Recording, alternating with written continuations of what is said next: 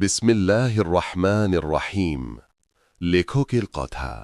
আলহামদুলিল্লাহ রব্বিল আলামিন, আসসালাতু ওয়াসসালামু আলা রাসূলিহিল করিম।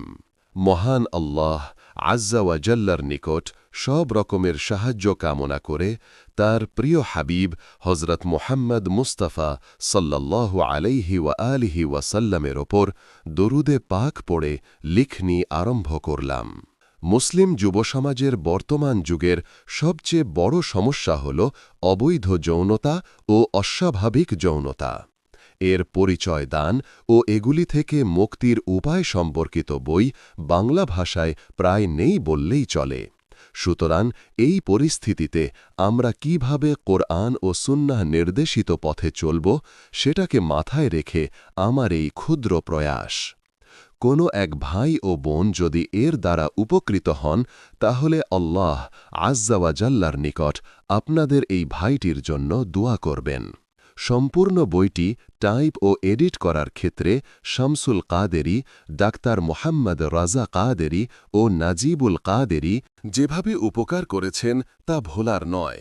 আল্লাহ তাদের জাযায়ে খায়ের দান করুন। মানুষ ভুল ত্রুটির ঊর্ধ্বে নয়। যদি এই কিতাবে কারো কোনো ভুল নজরে আসে, তবে অবশ্যই জানাবেন।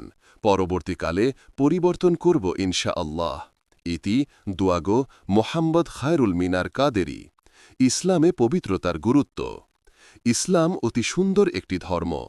এই ধর্মে পবিত্রতা, পরহেজগারিতা, উত্তম চরিত্র, লজ্জাশীলতা ইত্যাদির গুরুত্ব অনেক। আল্লাহ বলেন, তোমাদের মধ্যে সে ব্যক্তি আল্লাহর নিকট অধিক প্রিয় ও মর্যাদা সম্পন্ন, যে অধিক মুত্তাকি। সূরা হুজরাত আয়াত 13। হজরত আবু হুরায়রা রাদিয়াল্লাহু তাআলা আনহু বলেন যে, হুজুর সাল্লাল্লাহু আলাইহি ওয়াসাল্লাম বলেছেন, ভদ্রতা হল ঈমানের একটি শাখা। বুখারী মুসলিম। হজরত আনাস রাদিয়াল্লাহু তাআলা আনহু হতে বর্ণিত যে রাসূলুল্লাহ সাল্লাল্লাহু আলাইহি ওয়াসাল্লাম বলেছেন, ভদ্রতা ও ঈমান একসাথে মিলিত। যদি একটি চলে যায়, তবে অপরটিও তার অনুসরণ করে থাকে। বুখারী মুসলিম। অন্য একটি হাদিসে বর্ণিত হয়েছে যে রাসূলুল্লাহ সাল্লাল্লাহু আলাইহি ওয়া আলিহি ওয়াসাল্লাম বলেছেন, আমি উত্তম চরিত্রকে পরিপূর্ণ করার জন্য প্রেরিত হয়েছি।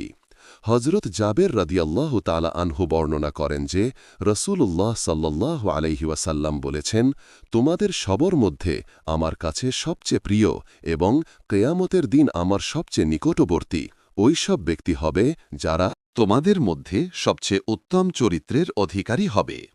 তিরমিজি শরীফ। অন্যত্র আল্লাহর রাসূল সাল্লাল্লাহু আলাইহি ওয়াসাল্লাম বলেছেন, লজ্জাশীলতা ঈমানের অংশ, পবিত্রতা ঈমানের অংশ। অতএব প্রত্যেক মুসলিমের উচিত যে সে লজ্জাশীল হবে এবং পবিত্র থাকার চেষ্টা করবে। কারণ নিশ্চয়ই প্রত্যেক ধর্মের একটি স্বভাব রয়েছে, আর ইসলামের স্বভাব হল লজ্জাশীলতা। সুনানে ইবনে মাজা। হজরত আনাস রাদিয়াল্লাহু তাআলা আনহু হতে বর্ণিত যে রাসূলে করিম সাল্লাল্লাহু আলাইহি ওয়া আলিহি ওয়াসাল্লাম বলেন, অশ্লীলতা, নির্লজ্জতা যে বিষয়ে থাকে সে বিষয়কে তা সৌন্দর্যহীন করে ফেলে, আর লজ্জাশীলতা যে বিষয়ে থাকে সে বিষয়কে তা সৌন্দর্যময় করে তোলে। তিরমিজি ইবনে মাজা। ইমরান বিন হুসাইন রাদিয়াল্লাহু তাআলা আনহু বলেন, রাসূলুল্লাহ সাল্লাল্লাহু আলাইহি ওয়াসাল্লাম বলেছেন, লজ্জা শুধু কল্যাণই বয়ে নিয়ে আসে। বুখারী মুসলিম।